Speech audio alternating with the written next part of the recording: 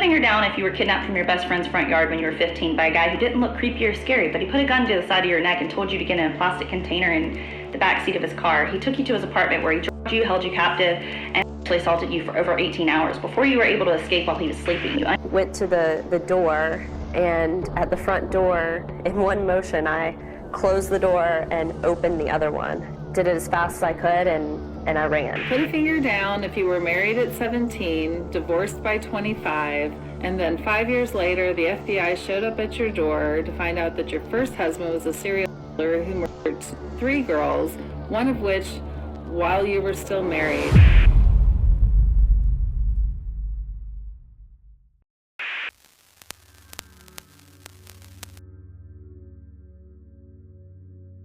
It's not that often the victims manage to escape their kidnappers, so when they do, their survival story becomes an inspiration.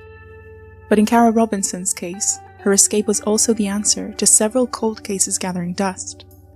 Richard Mark Evonitz kidnapped Kara in South Carolina in the year 2002, but his criminal history dated back many more years. Thanks to Kara's miraculous escape, police were about to discover the identity of a serial killer. September 9th of 1996 was a regular day for 16-year-old Sophia Silva. After getting home from school, she settled on the porch of her home in Spotsylvania County, Virginia. The last days of summer were still warm, so she decided to tackle her homework while sitting on the steps and enjoying some sunshine. Inside the house was Sophia's older sister Pam, who was making herself a snack. After a few minutes, Pam called out to her sister, but Sophia didn't answer, so Pam called again. Still no response. She made her way out to the porch to find her younger sister. However, Sophia was nowhere to be seen. All that was there was her backpack and homework, along with a can of soda she'd been drinking.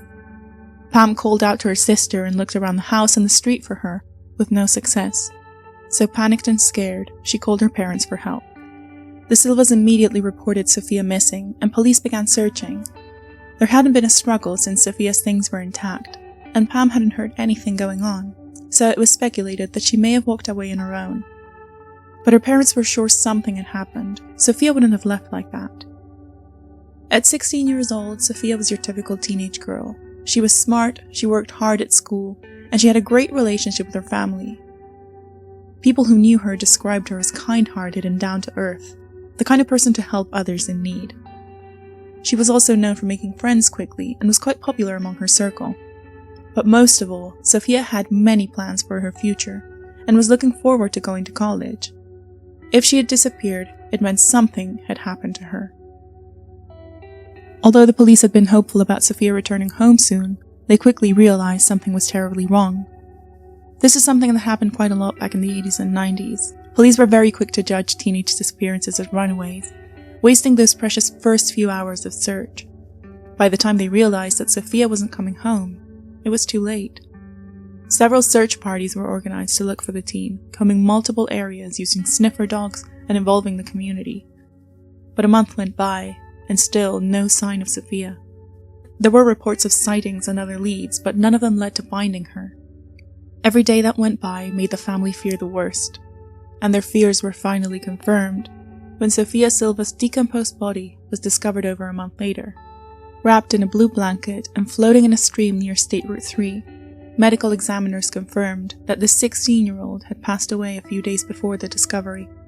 The autopsy determined that she was sexually abused and then strangled to death. Although the initial investigation into Sophia's murder returned little to hold on to, the police believe they received a breakthrough when they interviewed several of the victim's acquaintances and learned that a local man named Carl Michael Roosh had shown prior interest in her. Some witnesses claimed to have seen him talking to Sophia on several occasions, and authorities discovered that he had several criminal charges to his name, including indecent exposure. On top of that, investigators also found fibers on the teenager's body and strongly believed that they came from the suspect's car. So eventually Carl was arrested, but while he was waiting to appear in court, another homicide struck the community.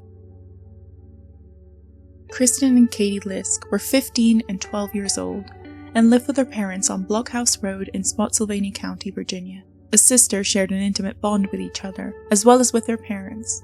Like most typical kids their age, they loved hanging out with their friends and had great aspirations for the future. Sadly, these would be cut short in 1997. Ron Lisk, the girl's father, got home from work on the evening of May 1st, 1997, only to find his house empty. His daughters were nowhere to be found. After searching around the house, he gathered a team of volunteers to comb through the nearby areas. As the hours passed without any sign of the sisters, Ron approached the police and reported them missing. Investigators used every facility available and left no stone unturned in their efforts, but after 4 days, there was still no sign of the girls. However, on the 5th day, they confirmed what they already suspected. The remains of 2 young girls were located in the South Anna River, about 40 miles away from the Lisk home.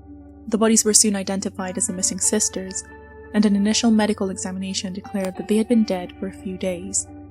A detailed autopsy determined that both Kristen and Katie had been sexually assaulted before being strangled to death, just like Sophia Silva.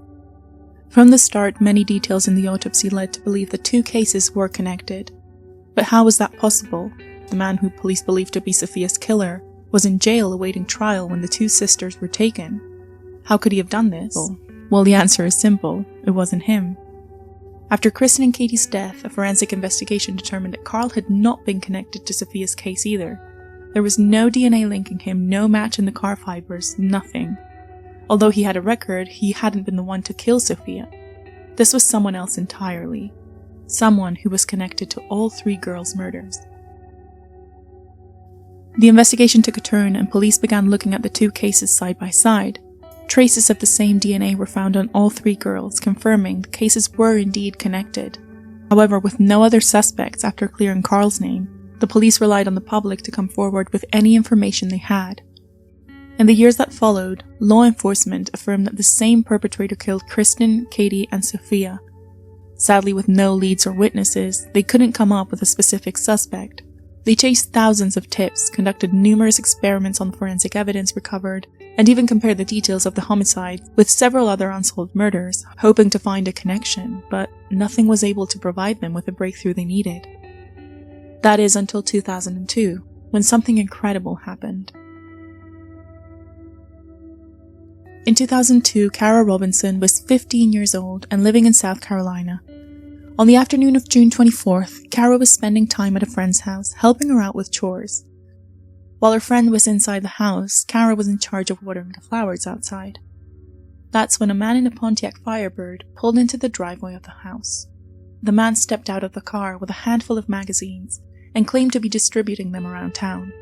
He asked if her parents were home, to which Kara replied they weren't since this was not her house. Suddenly, the man approached her and placed a gun against her neck and told her that she wouldn't get hurt if she listened to what he had to say, and he led her to the back seat of his car.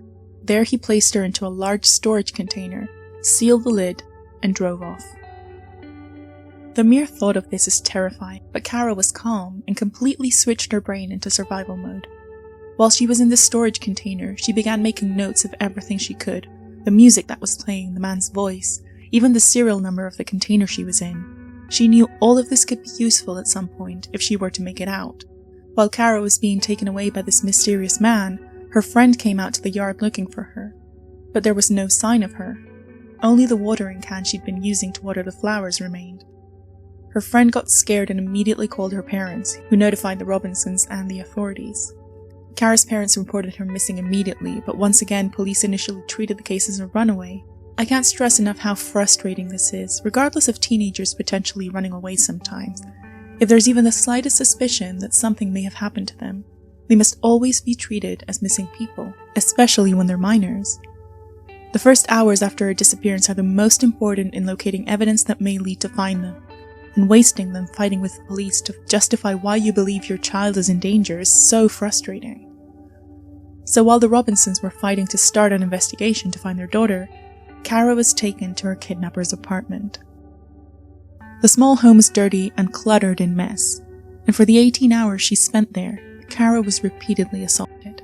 However, still in survival mode, Kara was able to keep her mind aware and continued gathering information about her captor.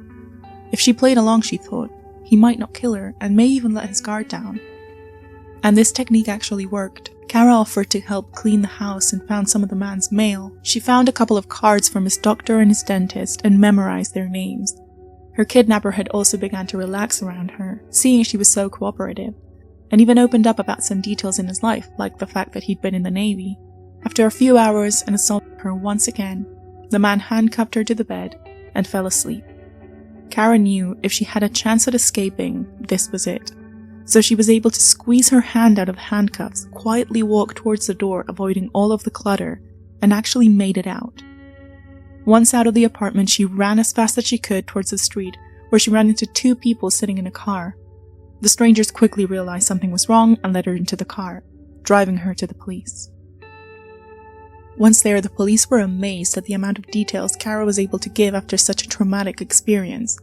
She was alert, she was still in survival mode, and she remembered everything. She remembered the man's car, his building, the details he'd given to her about him, and thanks to this information, the police were able to identify her kidnapper, and his name was Richard Evonitz. Kara Robinson was finally reunited with her parents, and the police were on their way to Richard Evonitz's apartment. However, by the time they got there, he was gone. Richard drove to Jacksonville, Florida, and was hiding in a motel, where he called his sister to confess that he was in big trouble. He had killed people, he told her, and the police were coming for him. He needed her help and asked her to meet him at an IHOP nearby. Richard's sister, also going into survival mode after discovering the truth about her brother, agreed, but immediately after hanging up, she called the police. Officers swarmed the IHOP and closed in on Richard, so when he approached the restaurant and saw them, he panicked and fled, driving 120 miles an hour the wrong way through traffic. The chase went on for a while until the police finally caught up to him. Knowing they had him cornered, Richard pulled out his .25 caliber handgun, the same one he used to threaten Kara, into his car, and took his own life, firing a shot into his head. Richard Evonitz was gone, and the police would soon discover what crimes he was telling his sister about. Investigators discovered that Richard had lived in Spotsylvania County at the time of Sophia, Kristen, and Katie's death, and when they searched his apartment, plenty of evidence proved that he had been the mysterious killer the police never found. A footlocker in his home contained items that could be considered trophies from his previous crimes. Among the things found were newspaper articles about the girls' murders, as well as lists of potential other targets he was watching, all of which were teenage girls. Fibers from items in Richard's apartment matched many of those found on the three girls' bodies.